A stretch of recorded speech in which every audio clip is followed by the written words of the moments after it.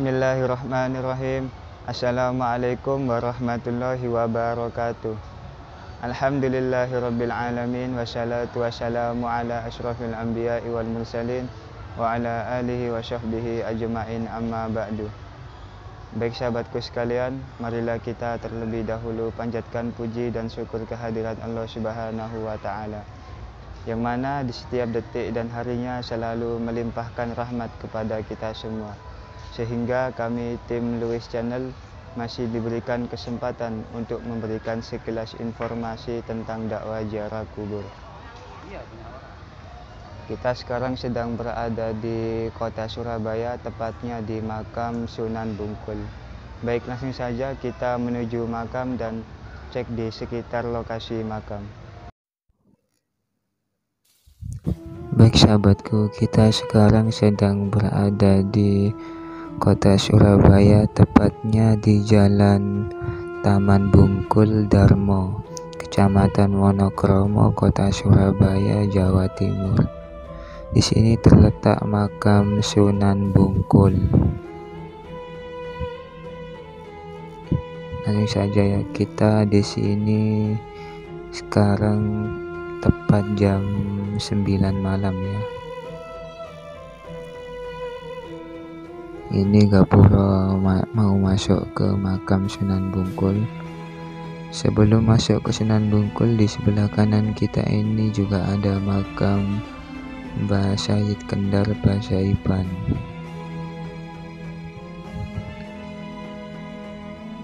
Ini dia makamnya. Beliau merupakan anak ketiga dari Sayyid Ali Akbar bin Sayyid Sulaiman bin Sayyid Abdurrahman Pasaiban. Dikisahkan dengan kecepatan dan kemampuan menghilang, Sayyid Kendar selalu berhasil merampas persenjataan tentara Belanda untuk diserahkan pada pamannya, yaitu Syekh Subakir. Pada suatu hari, pasukan Belanda pun membuat sayembara. Siapa saja yang berhasil meringkus Sayyid Kendar akan memperoleh hadiah besar. Namun sayembara itu pun tidak menemukan pemenangnya, dikarenakan setiap kali usai ditembak, Sayyid Kendar bangkit lagi meskipun sudah dinyatakan mati.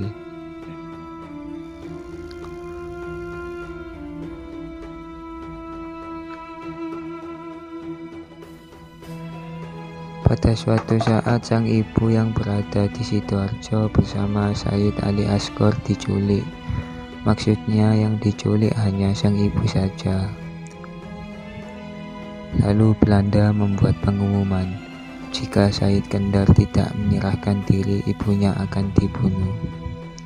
Alhasil Sayyid Kendar pun keluar dari persembunyian. Lalu dia menyerahkan diri. Ia pun menegaskan bahwa ia rela mati dengan syarat ibunya dibebaskan dan keluarganya tidak diusik, dan Dersmo diberi kebebasan.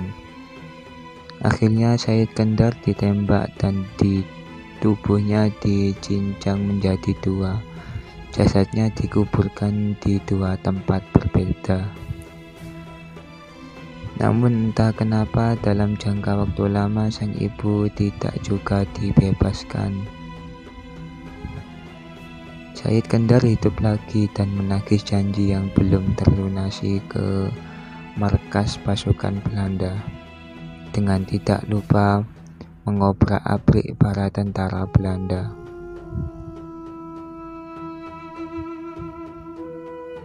Sayyid Kendar merelakan diri dibunuh untuk kedua kalinya.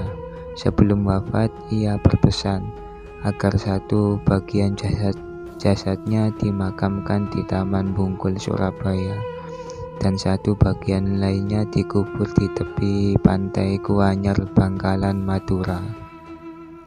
Dengan demikian, melihat dari perbandingan data sejarah, sumber tercatat, dimungkinkan Sayyid Kendar wafat tidak jauh dari 1723. Setelah akhirnya Sayyid Ali Akbar dihukum buang. Wallahu a'lam bishawab.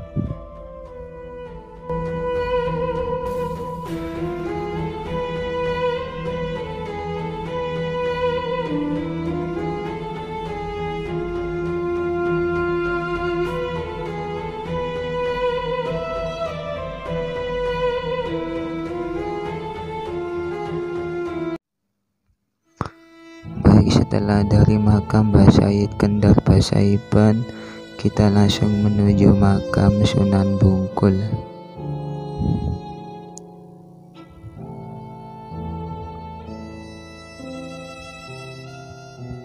Di sini juga terdapat makam-makam ya. Itu dia gapura makam Sunan Bungkul. Langsung saja kita masuk ya.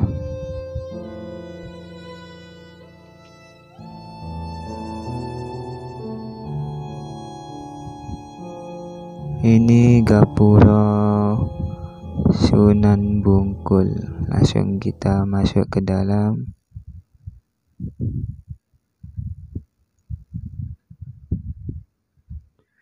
Sunan Bungkul memiliki nama lain yaitu Empu Supo atau Ki Ageng Supo. Ia adalah seorang putra dari Tumenggung, pembesar dari Kerajaan Majapahit. Beliau mendapatkan julukan Empu karena mempunyai kemampuan dalam pembuatan besi aji seperti keris, tombak, dan peralatan dalam melebur keris-keris tersebut. Oleh karena itu, ia layak mendapatkan gelar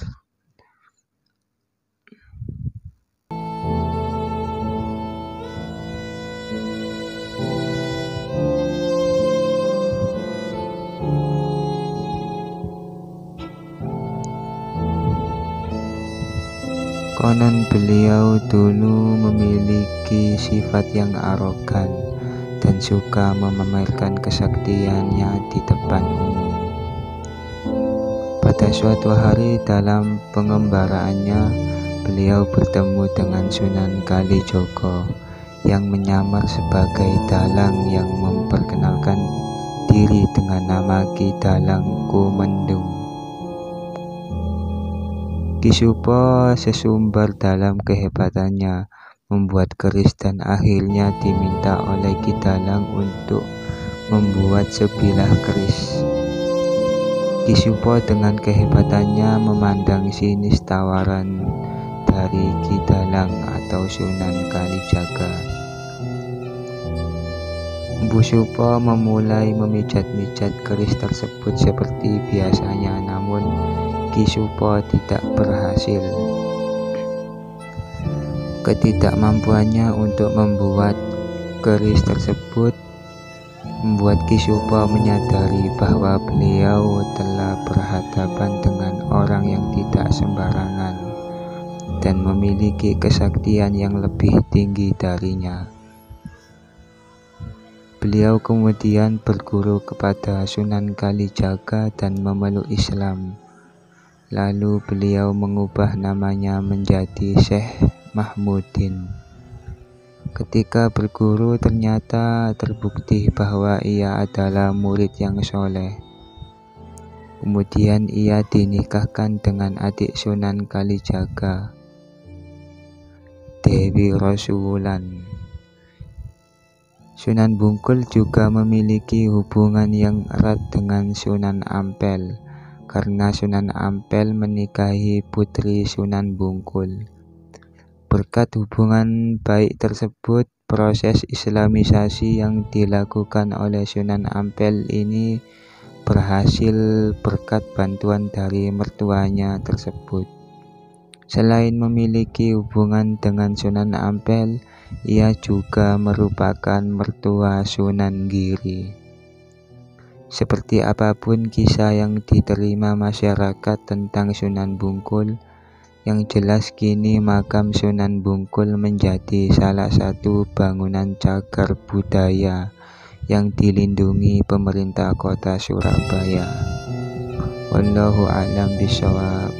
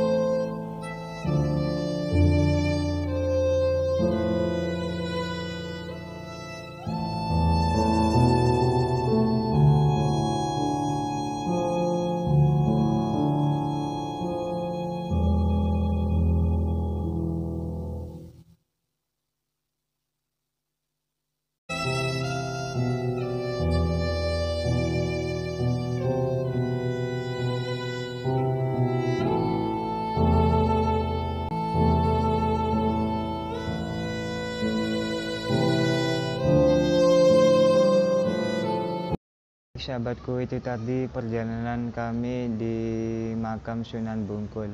Semoga dapat bermanfaat bagi kita semua dan dapat menambah amal ibadah kita kepada Allah Subhanahu wa Ta'ala.